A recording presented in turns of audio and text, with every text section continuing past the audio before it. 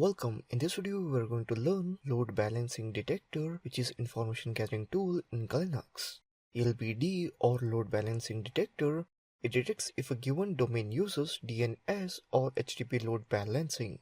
Let's open up terminal and type LBD. Here you can see that basic syntax LBD space domain port HTTPS. Test to see if the target domain is using a load balancer. Type lbd space google.com. LBD tool check load balancing with different methods. Here checking for DNS load balancing is not found. Server is also not found. Now LBD tool is checking for HTTP load balancing via date is not found. Here you can see that checking load balancing via method HTTP is found. Now let's try with another vulnerable website xyz.com, which is anonymous website.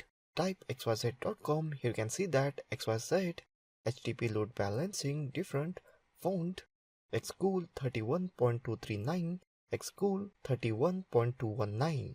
So that's it in this video on load balancing detector in information gathering tool in Linux. Thank you for watching this video.